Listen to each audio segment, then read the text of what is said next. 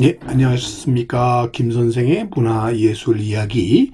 이번 시간에는 금강산 철도에 대해서 이야기 나눠보도록 하겠습니다. 여러분들 금강산 하게 되면 어린 시절에 불렀던 동요들이 아마 생각나실 겁니다.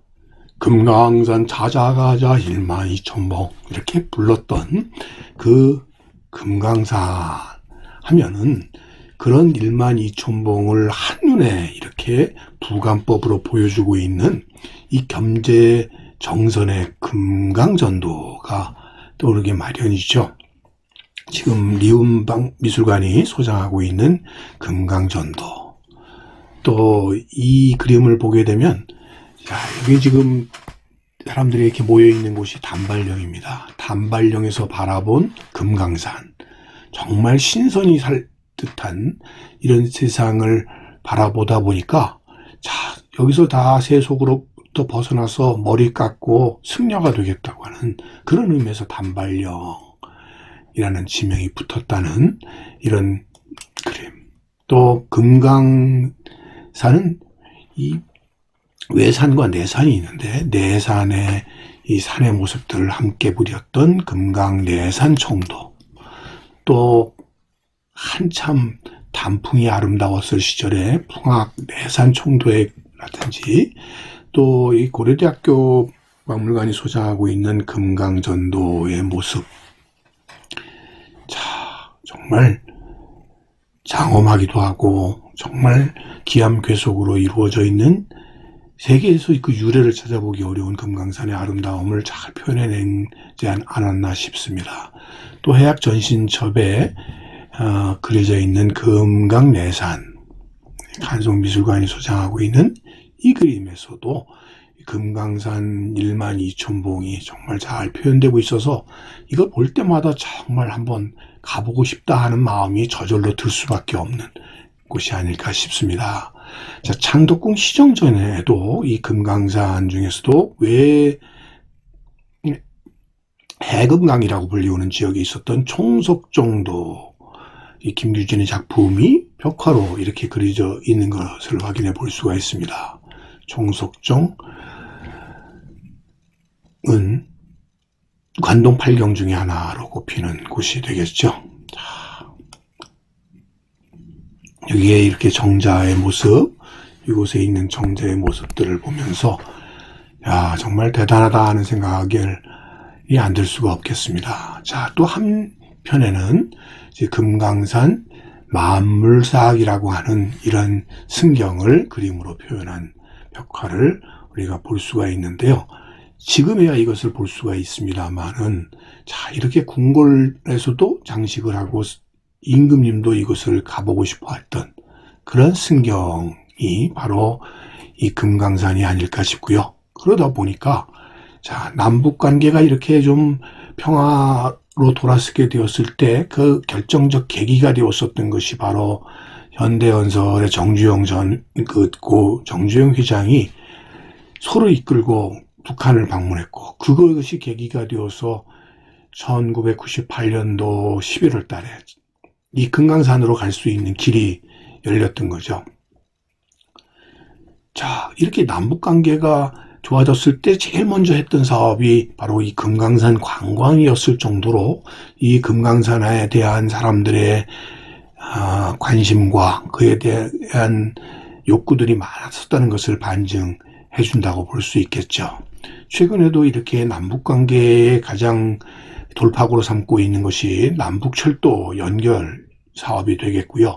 이런 사업 속에서도 또 지금 예전에 경원선에서 철원에서 이렇게 분기돼 나갔었던 금강산선을 복원하기는 사실상 불가능하다 보니까 이 대신에 빠른 복구가 가능한 강릉에서부터 이 금강산으로 갈 수 있는 동해 북부선을 복원하고 이어서 이 제전에서 다시 금강산을 연결하는 이런 시도들이 이루어지는 것도 금강산이 갖고 있는 바로 이러한 여러 가지 경제적, 정치적 이런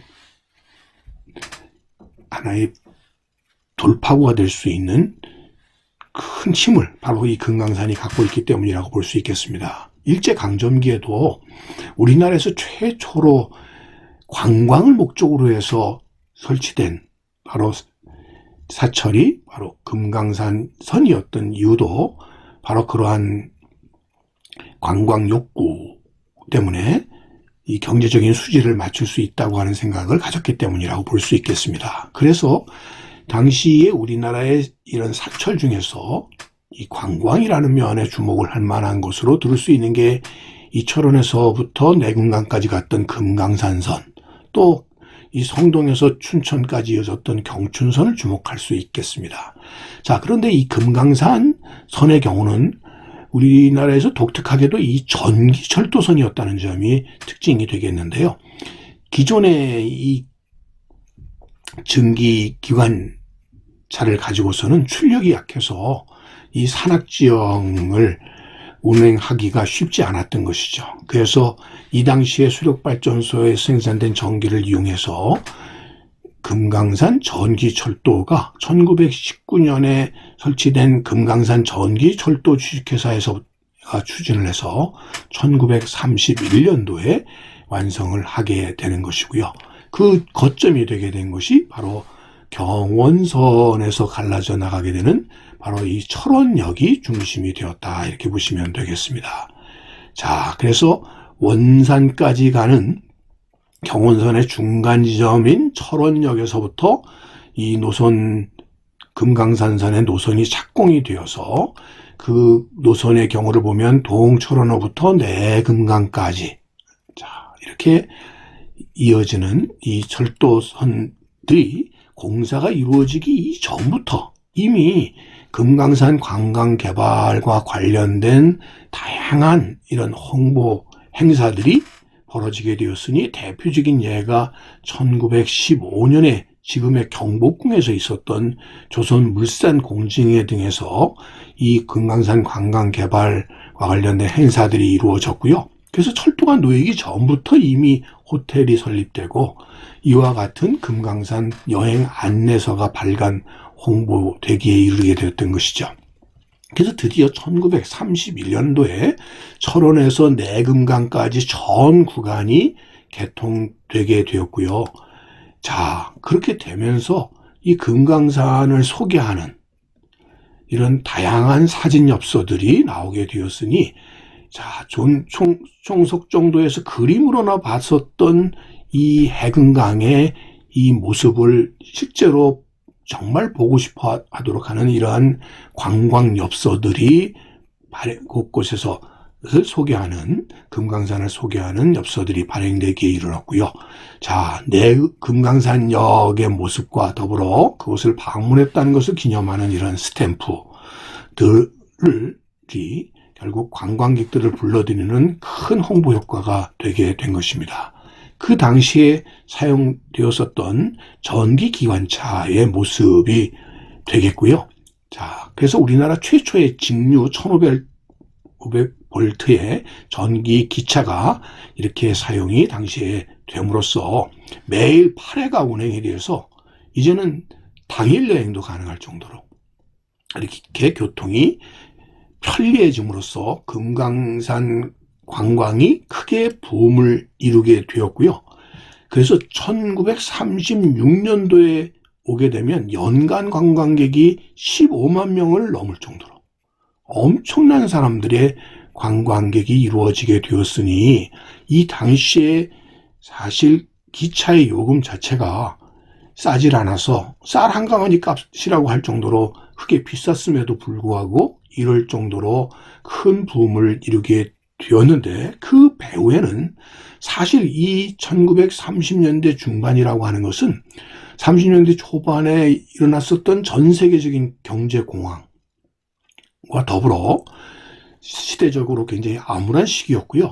실제로 1937년도에 중일전쟁을 앞두고 있던 이런 흉흉한 상황 속에서도 결국 이런 관광 붐이 일어난 데에는 조선 총독부가 당시에 이런 시대적인 불안함을 이런 관광 사업을 통해서 소위 사회적인 관심을 돌리기 위한 하나의 정책적인 시도가 배후에는 숨겨져 있었다라고도 볼 수 있겠습니다. 한마디로 금강산선은 이 사철로서 황금 관광 노선으로 대박을 이루어 당시에 많은 이 수학여행 때까지 불러들이키는 황금 관광 노선이었다, 이렇게 볼 수 있겠습니다. 이제까지 이야기 꽃밭을 가꾸는 김 선생이 전해드렸습니다.